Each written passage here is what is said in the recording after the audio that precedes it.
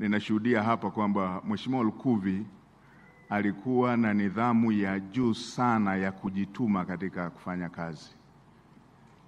Mheshimiwa Lukuvi alikuwa hasubiri kutumwa, alikuwa anajituma, na ndio maana ameweka rekodi hali ya juu ya uratibu wa shughuli za serikali katika vipindi vyote alivyopata nafasi ya kutumika serikalini.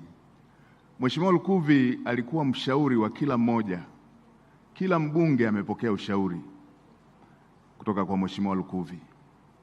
Kila waziri na naibu waziri, makatibu wakuu ambao na wenyewe naona wapo wamejumuika pamoja nasi katika kumsindikiza, wamepata ushauri kutoka kwa Mheshimiwa Lukuvi. Mheshimiwa Lukuvi alikuwa na utaratibu wa kujituma, kujitolea kuwasaidia na wengine. Mheshimiwa Lukuvi alikuwa anasoma hotuba za kila wizara, hata zile ambazo sio za wizara yake. Alikuwa anasoma, na maeneo ambayo anaona yanatakiwa yarekebishwe anasema hapa rekebisheni hiki na hiki na hiki. Hiyo ndio ilikuwa tabia ya Mheshimiwa Lukuvi ya kujituma, kujitolea, kutamani matokeo, kutamani ufanisi, kutamani kila moja afanikiwe. Nitumie fursa hii kuendelea kuwapa pole kwa jambo hili ambalo limetupata sote, na nimshukuru Mheshimiwa Rais kwa kuwa faraja katika jambo hili zito ambalo limetupata.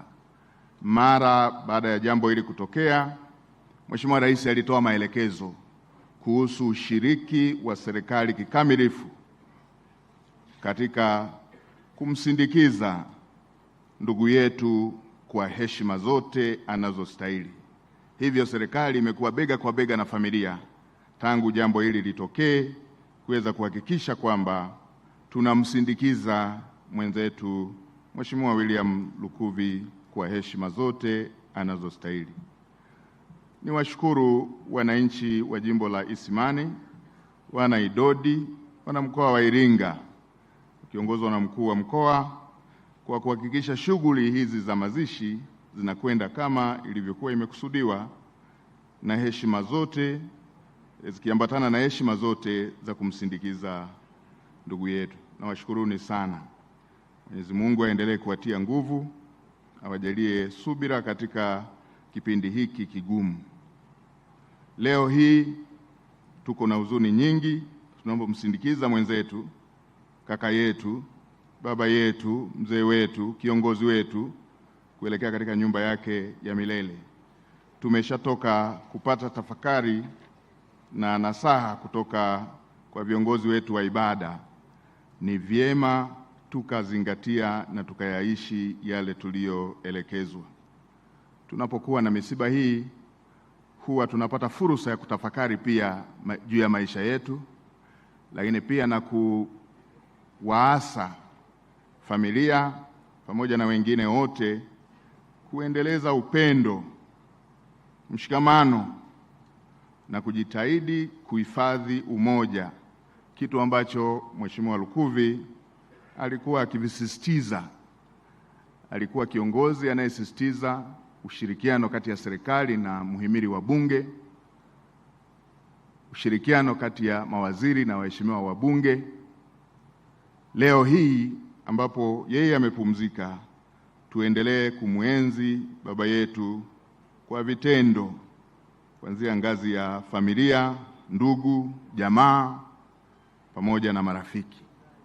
Lakini pia Mheshimiwa Makamu Mwenyekiti ametoka kutuambia hapa, tunapokuwa na misiba katika maeneo kama haya, hatuishii tu kutoa nasaha kwa familia, tunatoa pia kwa wanajimbo. Baba yetu amepumzika, sasa tusije tukaanza fujo, tukafanyana fujo na vurugu mpaka tukasahau kwamba tulikuwa tumefiwa. Tulinde heshima ya mzee wetu kwa kuwa na staha, tuendeleze umoja wetu aliotuachia. Hatukusikia vurugu wakati yeye akiwepo, tuendelee na huo mshikamano aliouacha.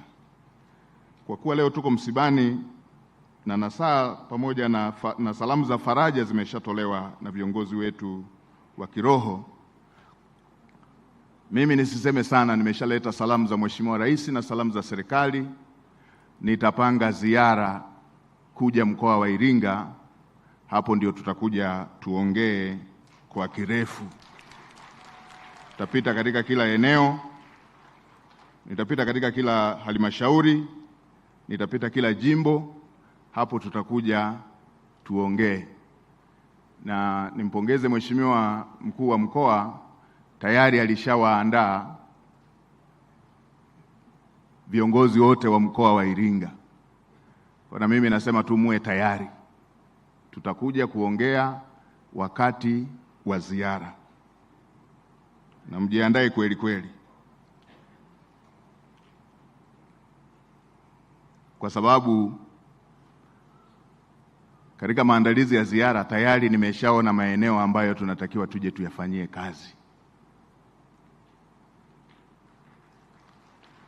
Nimeshayaona maeneo ambayo tunatakiwa tuje tuyafanyie kazi. Kwa Mheshimiwa Mkuu wa Mkoa, waelezee viongozi wetu wayapitie maeneo hayo ambayo kweli yanahitaji yaangaliwe upya. Niliona eneo moja mmetunga sheria ya maegesho, kwamba mtu akiegesha chombo chake cha usafiri katika maeneo mlioweka, mtakikamata chombo kile, na kikikaa mwezi mzima mnakiuza, na katika muda huo ambao mmeshikilia mwezi mzima anatakiwa awalipe kwa kushikilia chombo chenu chake. Yaani yeye mmeshika chombo chake, nyewe wenyewe mmeshika, na siku akienda kulipa alipe na kwamba mlishikilia, awalipe kwa kushika chombo chake. Mnaongelea magari, mnaongelea bajaji, mnaongelea baisikeli. Mimi nimezuia kushika hata sahani ya mamalishe. Nyewe mnatunga sheria mshike.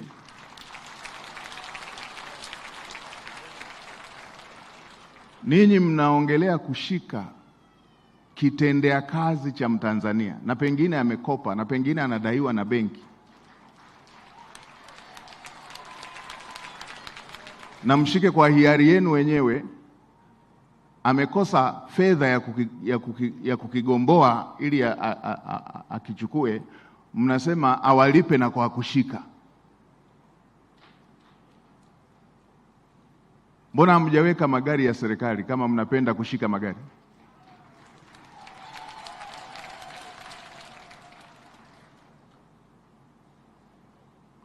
Basi ngoja nisiwaongezee huzuni, tuko kwenye msiba, lakini tutaongea wakati wa ziara.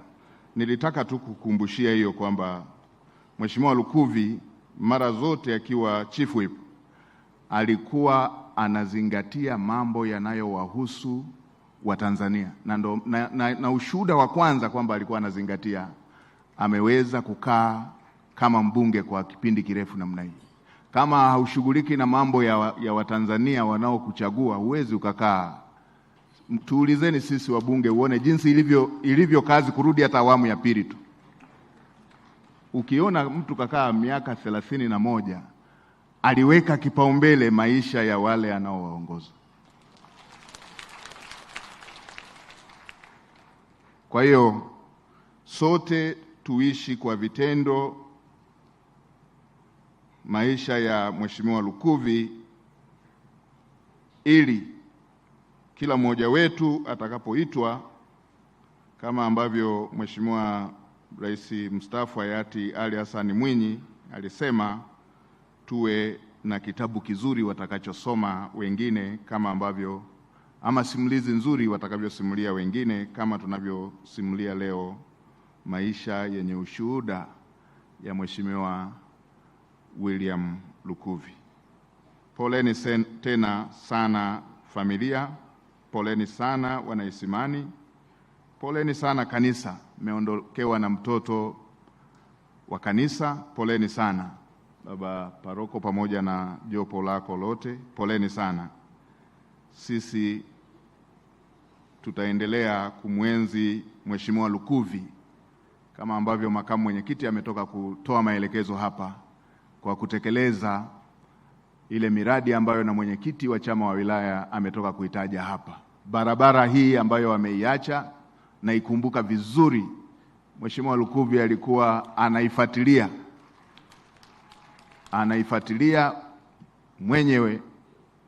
Wizara ya Fedha alikuwa anaifuatilia mwenyewe mpaka kwa Mheshimiwa Rais, akiwa mshauri wa Mheshimiwa Rais. Tulikuwa tunashushiwa maelekezo kwamba hakikisheni barabara hii inakamilika, imeshakuwa kilio cha muda mrefu.